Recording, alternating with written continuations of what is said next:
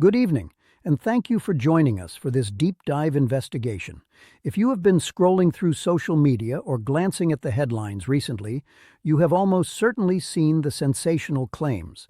The internet is currently awash with dramatic breaking news banners shouting phrases like "courtroom silenced," "Barron drops bombshell," or "testimony guarantees removal."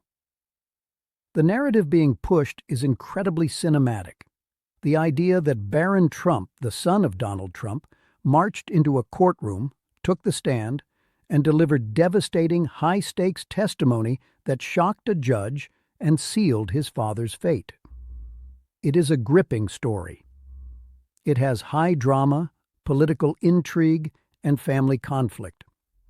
But as an investigative journalist, my job is to look past the viral banners and examine the actual court transcripts and police records. And when you do that, you discover that the viral story is not just slightly off. It is a complete fabrication. Barron Trump never took the stand. He was never in the courtroom. He did not deliver a bombshell against his father. However, the real story, the one buried under all that fake noise, is actually far more compelling.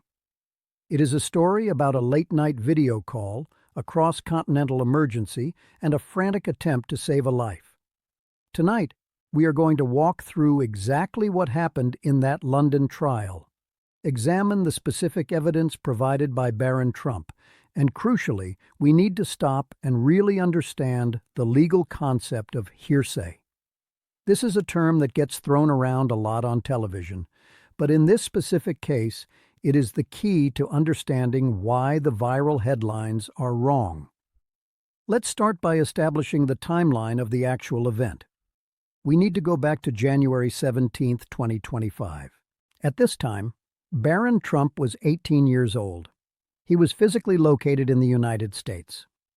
Late that night, he was on a video call with a close friend, a young woman who was in London, England. This was not a casual social media interaction. In emails later provided to the police, Barron described himself as being very close to this friend. According to the evidence presented, the tone of the call shifted drastically. Barron told authorities that the video feed was suddenly answered by a man he did not recognize. He described this individual in an email to prosecutors as a shirtless man with darkish hair. What Barron witnessed next was terrifying. Through the video screen, thousands of miles away, he saw the camera turn. He saw his friend being struck. He reported seeing her crying and heard her speaking in Russian. This is the moment where the story diverges from politics and becomes a matter of immediate human safety. Most people, witnessing a crime on a screen from an ocean away, might freeze. They might wonder if it's a prank, or they might struggle with how to help. Barron did not wait. He ended the video call and immediately dialed 999, the emergency response number for the United Kingdom. The recording of that call is now a matter of public record, and it captures a teenager trying to navigate a complex international emergency. He told the operator, quote, "I'm calling from the U.S. I just got a call from a girl. You know, she's getting beat up." The transcript shows that the operator, trying to follow protocol, began pressing him for details about his relationship to the victim. They needed to establish the context of the call. Barron, clearly sensing the urgency of the violence he had just witnessed, pushed back. He told the operator, "I don't think those details matter. It's really an emergency." At one point, the tension was so high that the operator actually told him to stop being rude. But his persistence worked. He provided the victim's name and her address. He insisted that the police needed to get there immediately, and they did. Because of that call, police arrived at the London address. They found the woman, and they arrested the man responsible, a 22-year-old Russian national named Matvey Romesev. Now let's fast forward to the trial that took place in January 2026. This is where the misinformation machine started churning, so we need to be very precise about what occurred in that courtroom. The defendant, Mr. Romesev, was facing serious charges, including rape, assault, and intentional strangulation. He denied these charges. During the trial, the prosecution needed to establish a timeline of the attack. To do that, they didn't fly Barron Trump to London to testify. They didn't put him on the stand. Instead, they played the recording of that emergency call. They read the transcripts of the emails Barron had sent to the police, detailing what he saw on the video feed. This brings us to a critical legal concept that we must unpack: hearsay. If you are not a lawyer, you might think hearsay just means rumors.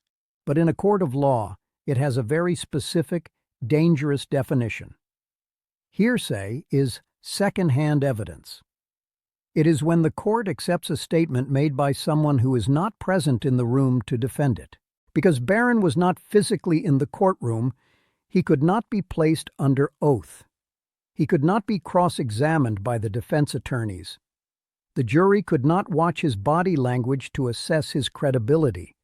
They only had his recorded voice and his written words. This creates a massive legal hurdle. The presiding judge, High Court Justice Joel Bentham, had to be incredibly careful. He issued a strict warning to the jury regarding Barron's evidence. He instructed them that because this was hearsay, they had to treat it with extreme caution. Judge Bentham explicitly told the jurors that Barron's account could be mistaken. He noted that because Barron was so close to the victim, his interpretation of events might be biased or emotional. The judge's exact instruction was that the jury must not convict mainly in reliance on Barron's statements. Think about what that means for a moment. Far from being a bombshell that ended the trial, the judge was actually telling the jury that Barron's evidence, on its own, was not enough. They could not base their verdict solely on that phone call. They had to look at the medical evidence, the police reports, and the victim's own testimony. And that is exactly what they did. The jury looked at the full picture. The victim testified that Barron's call was, in her words, like a sign from God at that moment, and that he helped save my life. In the end, the jury reached a mixed verdict. They convicted the defendant, Matej Romesev, of assault causing actual bodily harm. However, they acquitted him, found him not guilty, of the rape and strangulation charges. This proves that the jury followed the judge's instructions on hearsay. They didn't just blindly accept the narrative, they weighed the evidence carefully. So, where does Donald Trump fit into all of this? If you believe the viral videos, you would think this trial was about the Trump presidency. But the reality is that Donald Trump was completely irrelevant to the legal proceedings in London. This was a criminal trial regarding a domestic assault involving a Russian national and a private citizen. The only connection to Donald Trump is that his son happened to be the witness who called the police. Donald Trump was not mentioned in the charges. He was not involved in the incident. The outcome of this trial has absolutely zero legal bearing on his status in the United States.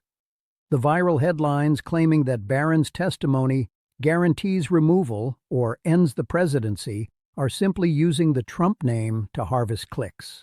They are taking a legitimate news story, a story about a young man stopping an assault, and twisting it into a political fantasy. It is also worth noting that the political spin goes both ways. While some are trying to use this to attack the Trump family, the facts show that Donald Trump was supportive of his son's actions. He reportedly credited Barron with helping to save the victim and used the incident to highlight Barron's ability to connect with people, noting that he knew the youth vote. But again, that is a political reaction to the event, not a legal involvement in the trial. So why does this distinction matter? Why spend 10 minutes debunking this? Because the truth of what happened is actually a rare example of civic duty working correctly. We live in an era where people often record crimes on their phones to post on social media rather than calling for help. In this case, an 18-year-old saw a friend in danger and bypassed the bystander effect. He navigated an international emergency system, endured a frustrating conversation with a dispatcher who thought he was being rude, and ensured that police arrived on the scene. That is the story. It isn't about the Supreme Court. It isn't about election interference. It isn't about political parties. It is about a witness, a victim, and a 999 call. When we allow viral headlines to rewrite reality, we lose the actual human element of the news. The victim in this case endured a traumatic assault.